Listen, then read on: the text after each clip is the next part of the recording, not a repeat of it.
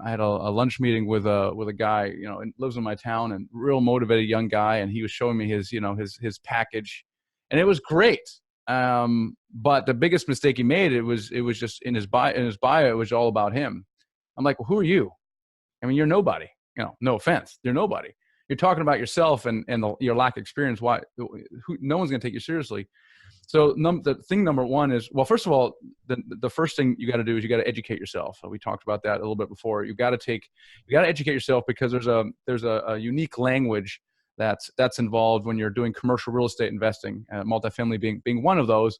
But you have to know how to use the right language. So that's number one, and it's very easy. Within 30 days or so, you'll have that. You'll have that. It's not not a hard thing to do. But the second thing is you got to build your team. So and you want to build your team in a way that complements, that brings to the team that which you lack. So if you lack money, you got to have someone on your team with money. If you lack track record, you want someone on your team with track record, right? How do you do that? What people do you need? So the first person that you need on your team is your property manager.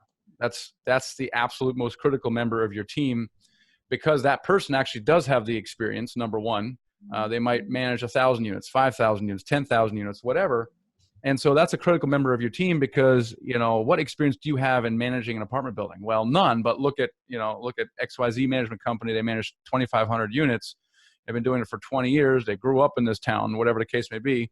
And chances are, the brokers you're talking to actually know that company. They're like, oh, they're great, and so all of a sudden the conversation is not about you, but it's about your team, and so in the same way, you want to put other people on your team. You want to have maybe a real estate attorney on your team, or a CPA, but also on your team, you want maybe an advisory board. Maybe you create an advisory board of more experienced investors.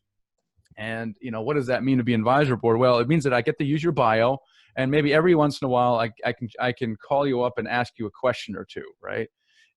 Or if you're a coaching student, for example, your coach would be a great member of the advisory board. So sometimes you get some free advisors, and sometimes you may have to pay for an advisor.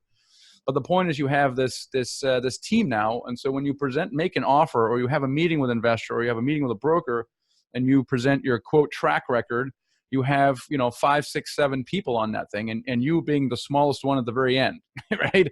So and so you highlight all of your team members, and the conversation then will be around the extensive experience of your team, and not so much about you. So you do those things. If you educate yourself using the right language, you are competent about analyzing deals and things of that nature, and you have a team around you, you will be taken seriously by brokers and investors. And a telltale sign, Whitney, that a broker thinks you're a newbie is when you call them up, the first thing they say is, hey, well, send me your proof of funds and I'll send you more information about the deal.